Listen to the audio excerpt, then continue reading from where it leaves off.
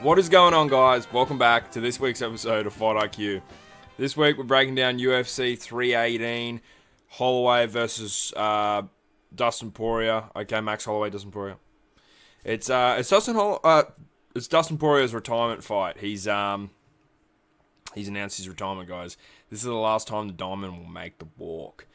Alright, who better than to fight your last fight against the man who you fought in his first fight? So, bit of a double entendre there. These two boys, they're going to go at it. But before we get to the main event, guys, you know how it works. We're going to start from the bottom. We're going to work our way up.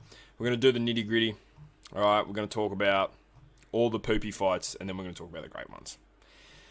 Starting us off, the poopy fights. Carly Judas versus Nicole Calalari. I'm going with Carly Judas here. To me, she looks like a good, hard-working, honest, cornbread country girl from the South, and she's no nonsense. All right, look at her picture. Look at her picture. She's no nonsense. She just wants to go out there and have a scrap. Essentially, I'm thinking she just wants to scrap. Whereas, Nicole Calalari, she looks a little bit, a bit plastic. She looks a bit plastic. Carly Judas, to me, looks like a young Holly Holmes. So, I'm taking Carly Judas here, guys. No nonsense. Southern. Homegrown. Cornbread. Country girl. Bruno Ferreira versus Jackson McVeigh or McVie. We'll say Jackson has got a great head of hair. If he comes in there with that head of hair, Fabio style, that's what I'm saying. He's got a great head of hair. But I'm picking Bruno Ferreira here, alright? I like Bruno Ferreira. He's an exciting middleweight. Okay, he's got serious power. Whenever Bruno Ferreira fights, sparks, highlights, knockouts. All right, a few words that I use to list Bruno Ferreira fights: sparks, knockouts, highlights. All right, all that stuff. The main thing that I like about Bruno Ferreira, and the reason I'm picking him, it's because he's low to the ground, guys. He's low to the ground, okay? He's 5'10", all right? And I just trust people who are low to the ground. I'm not saying I don't trust you because you're 6'4", Justin McVeigh. I'll probably still trust you.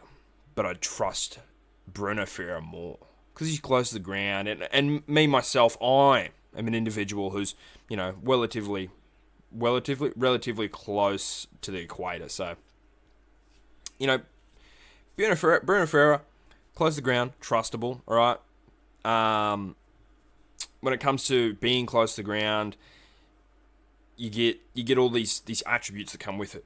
Intelligence, bald head, featherweight goat, featherweight champ, outside foot battle, good jab, good takedowns, all right? So yeah, I'm picking Bruno Ferreira here because he's close to the ground. Ryan Spann versus Lucas Brzezinski. I'm going Ryan Spann here. Alright, because Dustin Poirier is fighting his final fight in the UFC, I'm going to try and go the way of the wily vets, the crafty underdogs, the old boys. It's old boys. This is the old boys video, okay? I'm picking the old boys. The dogs that don't have much run in them anymore, okay?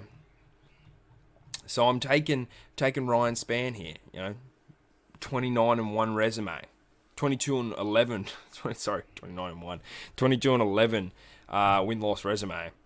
I'm taking the old boy here, okay? Previously coming off a loss against Waldo Cortez Acosta, I believe, okay?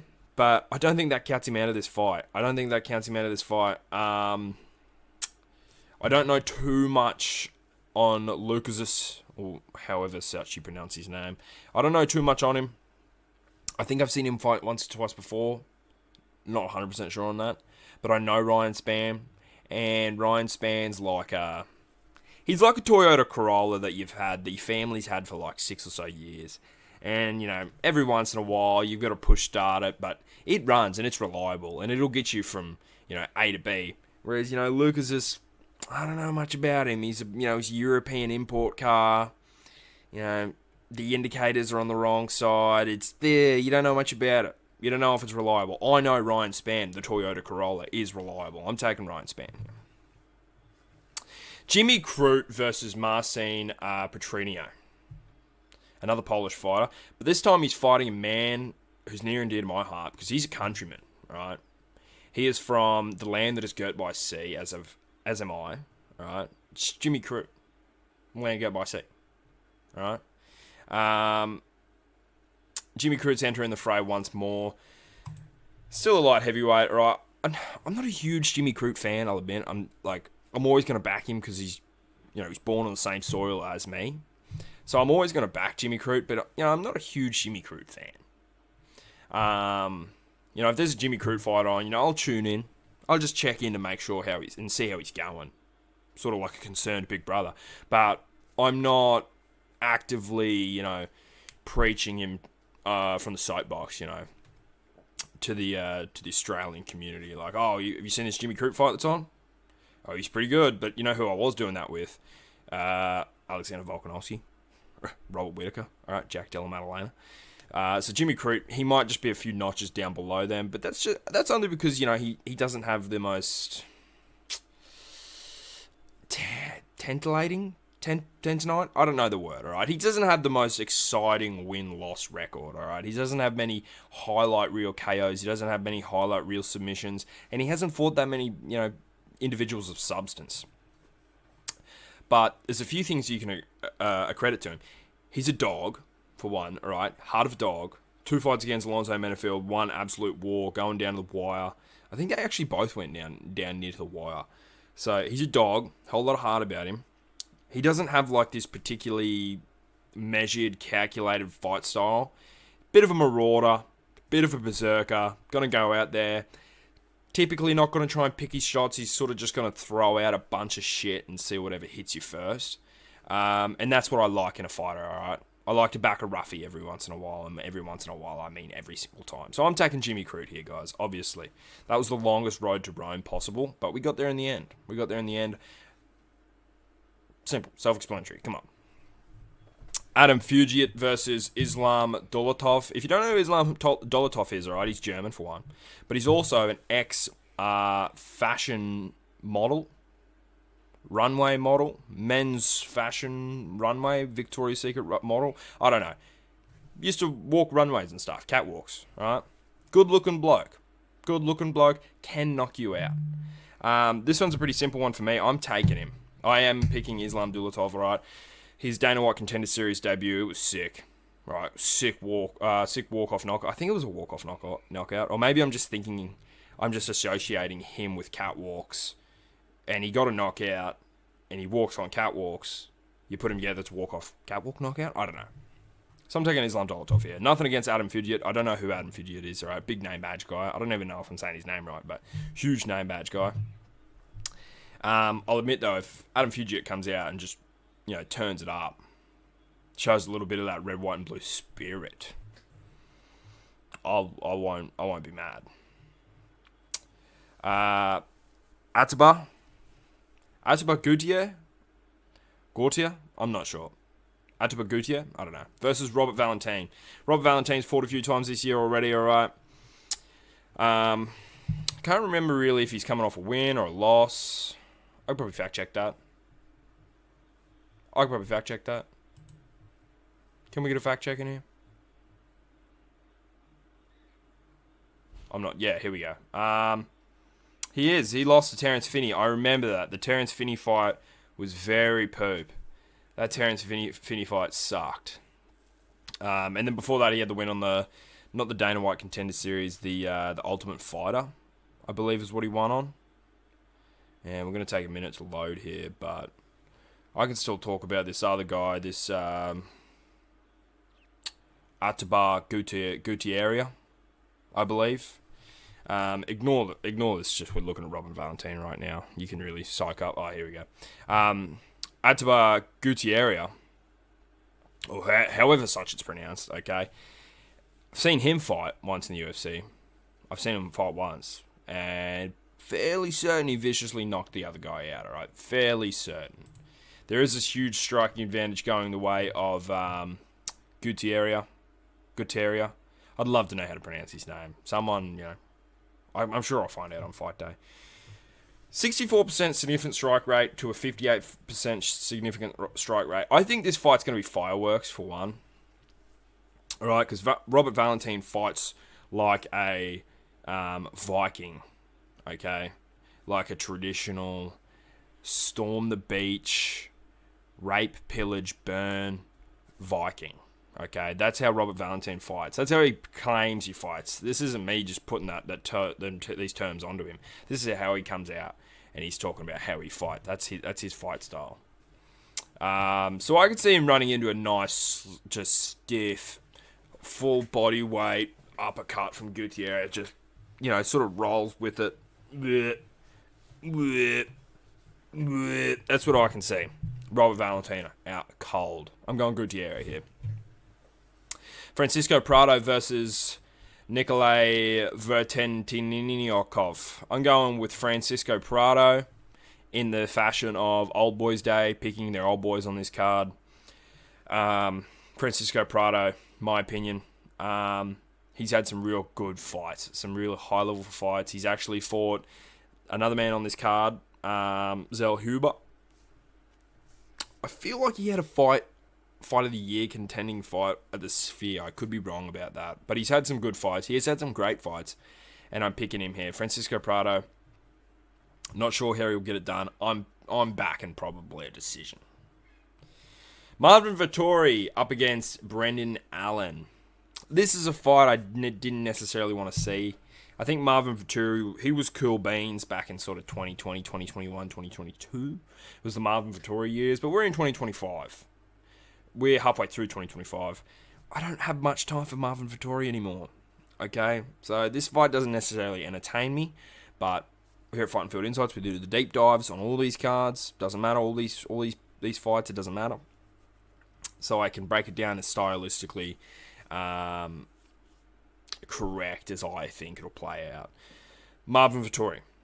He's got grappling chops, which sort of makes me want to say that these two might cancel out the grappling. Because Brendan Allen loves to grapple. But he's got hands. And I don't think he trusts his hands as much as he should. Marvin Vitorri can grapple. Brendan Allen, we know, can grapple. I think we're going to see a little bit of early shooting out of Brendan Allen. Marvin Vitorri stuffs it. Or Marvin Vitorri rolls with him, gets into the ground. I think at some point these two are just going to sort of neglect the takedown. And we're going to see a really good striking fight out of these two. Because Marvin Vitorri, although he can grapple, he oftentimes loves to use the hands. And he's got one of the best chins in the UFC, in my opinion. He's just got like a proper granite chin, brick shithouse chin. He needs to test it more, in my opinion, but he never does. Okay? And previously in a lot of his fights, it's the outside foot battle. It's the stick and the jab out there. Okay? It's listening to his coaches and getting every read that they can. Alright? It's you working your way into a clinch and getting a couple elbows and getting a couple knees. It's a really conservative striking style out of a guy who has all the makings of just being this just like ruthless trudge forward and get like throwing overhands and shooting double legs. He's got all the form to be that guy, but he just, for whatever reason, neglects to do it. So that's why I think this fight's going to sort of end in just both guys sitting back, throwing the jab out there, shooting single legs here and there. I think it'll be a very slow-paced, quite boring fight. And I'm going to have to go the way of Brendan Allen here. I think Brendan Allen will get it done. Kyler Phillips versus Vinicius Oliveira. I'm going with Vinicius Oliveira here, guys. I'm looking for him to climb the rankings, take that number 12 spot. Kyler Phillips was really underwhelming in his last fight against Rob Font. I believe he last fought Rob Font. Really underwhelming fight. Like, just, I don't know, super slow. Kyler Phillips, I'm fairly certain, was trying to grapple, and he was just getting shut down. And then, like, Kyler Phillips' strike style just didn't work in the way of his favour. Rob Font, too quick to the punch, and just Rob Font, masterclass, beat Kyler Phillips everywhere. So I think Kyler Phillips won one round, Rob Font won two, and stole the fight.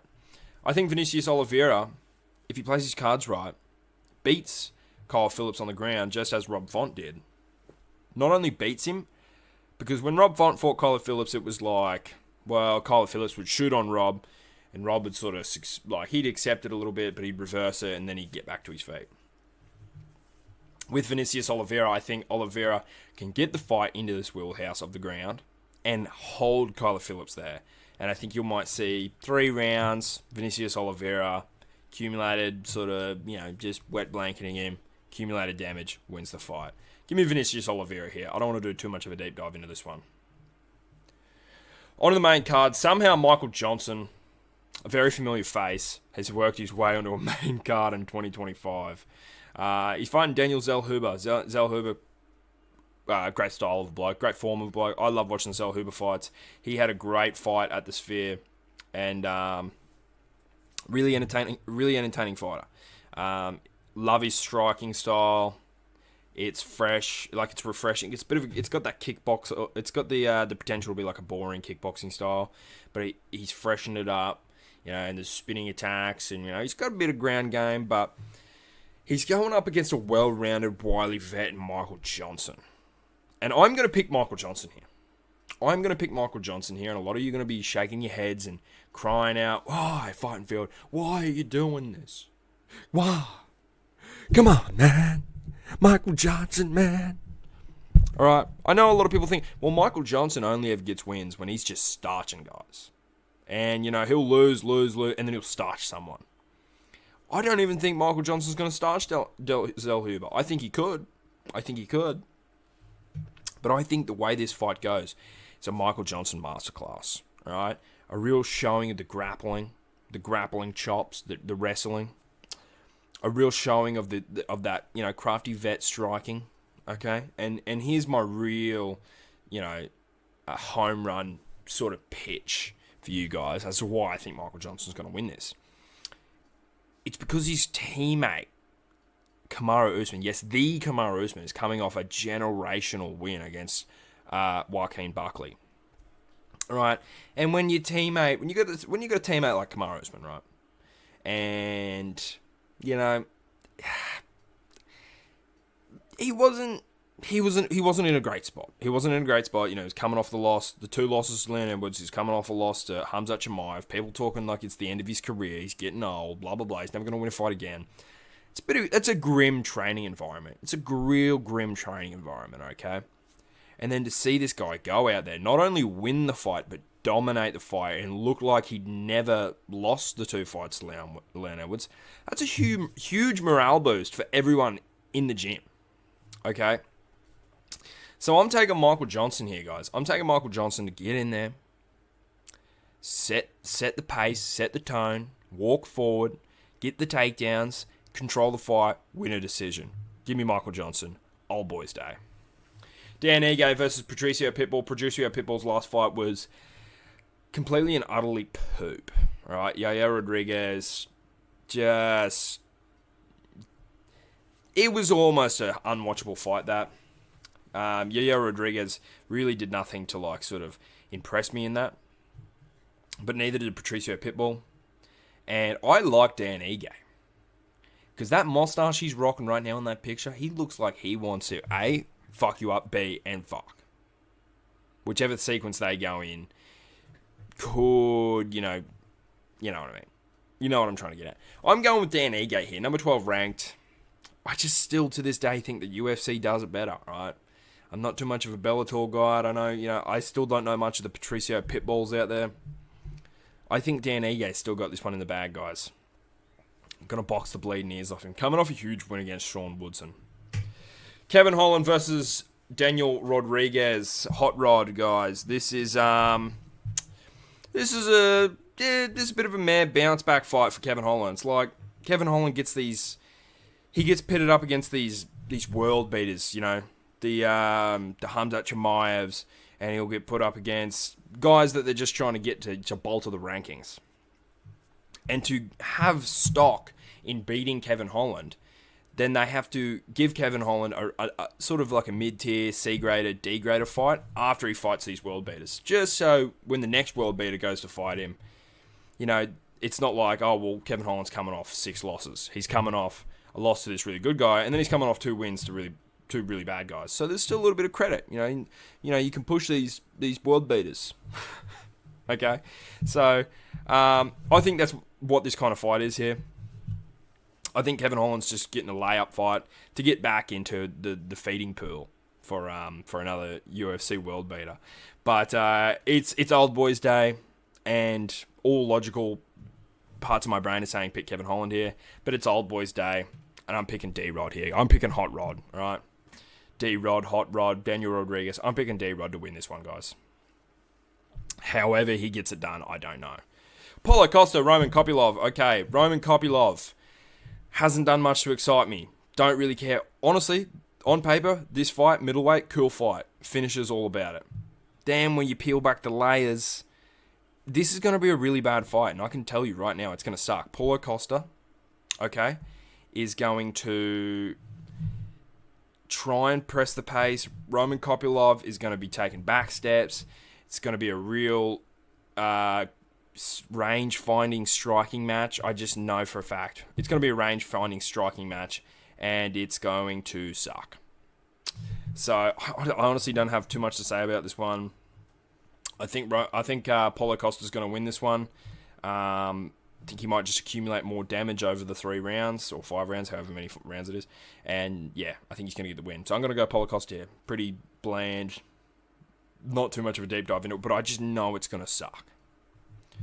On to the main event, Max Holloway versus Dustin the Diamond Porier. All right, retirement fight. Dustin Porier, we love him. Everyone loves Dustin Porier. This is a sick fight. As I said at the start of the video, if I said at the start of the video, I think there shouldn't even be a BMF belt attached to this. I think it takes away from the legacy of this fight. All right, the pure storytelling, and UFC tells stories. All right, these fights, when you get these great legend fights, they tell a story. All right. And when you attach the BMF belt to it, it ruins it. It ruins the pure nature of this fight. Dustin Porier. Max Holloway was Dustin's first fight in the UFC. Now, Max Holloway's Dustin's last fight in the UFC. Like, that's the beauty and the pureness of this fight. Okay, I do think Max Holloway's going to win this. All right, because he's retired guys before. He retired the Korean Zombie. I think he's going to beat Dustin. I hope it isn't a knockout. I hope these boys go for 5 rounds. But I just don't know if I see it. Max Holloway, he's got a lot to prove. Max Holloway can't go out there and feel pity for Dustin Porier. He's got to go out there and he's got to want to win. Because, I mean, like, coming off the loss to Ilya, really seeing a weakened version of Max finally getting knocked out. Dustin Porier, you never know. Dustin Porier might tap him on the chin and knock him out after a compromised Max Holloway after the Ilya Topuria fight. I don't think that's going to happen. I think Max is going to be too young, too spry, too quick for an old Dustin Porier, and I think Max is going to get the win. These are two legends in their own rights. It's really hard to give a definitive pick because I love Dustin. I want to see him win, and I love Max, and I think that he should win. And, you know, everything with Ilya at the lightweight division right now, you might see a Max versus Ilya rematch. I don't know. Ilya doesn't seem like the type to want to take rematches. But I don't know. Look, logically I'm taking Max here. And if Max wins, I don't want to see people in the comment section say, oh, you fucking retarded, buddy. You got something wrong with you? Why'd you pick Dustin Porier? I don't want to hear any of that, alright? I'm picking Dustin Porier, A, because he's a legend. B, because he's the Diamond. C, because it's Old Boys Day, and I've gone with the theme of picking Old Boys this whole video, so I may as well end with picking Dustin Porier. So my official pick is Dustin Porier to beat Max Holloway in his retirement fight. I know it's not going to happen, alright? But let me dream. Let me dream, brother. That's it for the video, guys. That is it. I've got to get out of here. I've got some things I need to do. That's why you keep seeing me peek off camera. I was looking at my phone. I was checking the time. Right, I got things to do, and yeah. Hope this fight's a banger, guys. I hope Dustin Porier gets justice or whatever. I hope he has a great beautiful retirement. I think it's going to be really beautiful. I hope he walks out to. He's walking out with Lil Wayne, I think, actually. So shout out to Lil Wayne. Anyway, thanks for watching, guys. I'll see you in the next episode of Fight IQ. Thanks for watching. Oh, subscribe. Press the subscribe button. Check out my socials, Instagram, TikTok. This video, it's falling apart. Everything's falling apart around me. Anyway, thanks for watching, guys. Subscribe. Yeah!